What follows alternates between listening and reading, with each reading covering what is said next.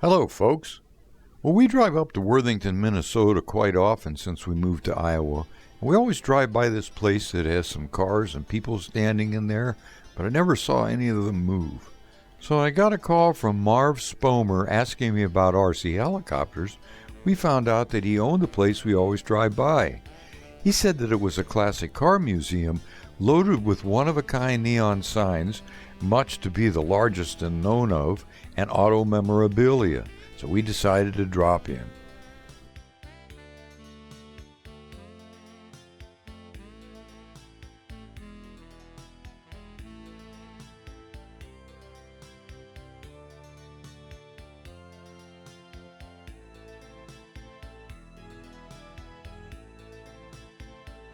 Today we're at the Spomer Museum in Worthington, Minnesota, and I want to introduce you to Marv Spomer, and he is the spark plug behind all these cars in here. Tell me, Marv, how did you get this started? This got started, basically, from the start, I was a General Motors dealer. So what happened was we had all the franchises here, and about 40 years ago, my wife, a good antiquer, and I always went antiquing with her, and like a good husband should. And one day she says to me, "Why don't you look for automotive stuff?" So here we are. I got hooked on the signs, the porcelain signs, the neon signs. Always had the cars, so it's just enhanced our car collection.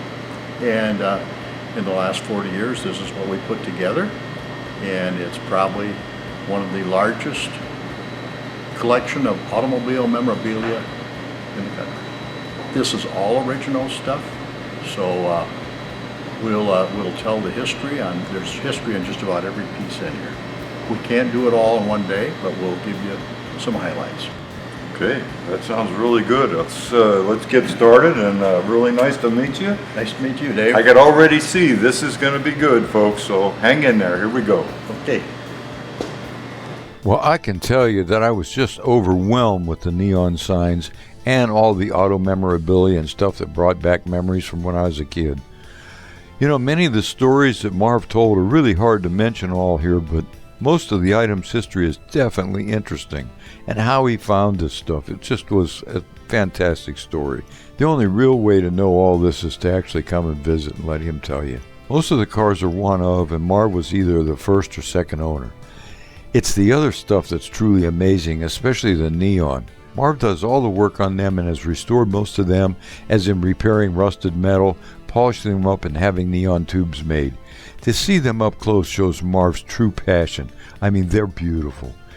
So we just saw all the lights get turned on, so let's get started and take a look. Neon was introduced in 26, and so that sign is neon, but it isn't an oval yet, so we think it's between 26 and 28.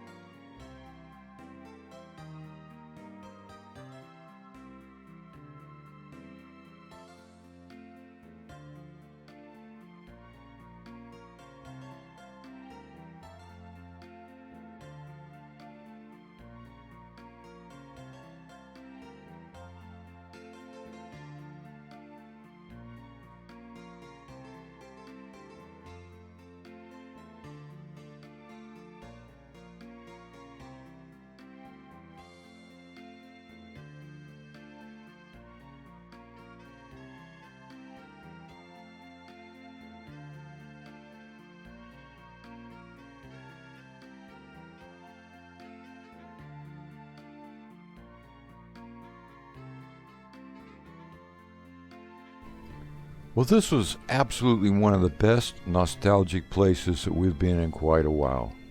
Marv and his wife should be very proud of this amazing place and the incredible amount of work of finding and restoring all these cars, signs, and items that can be seen if you come and visit. Marv said none of these items were actually found on the internet and that he did all the picking himself. So if you're ever near Worthington, Minnesota, I highly recommend you folks come and see how things were in the past, for that's what's made our future. Thanks a lot for watching, and thank you, Marv. And thank you, Ilea, for the second camera grip work. This is the Night Flyer, signing off for now.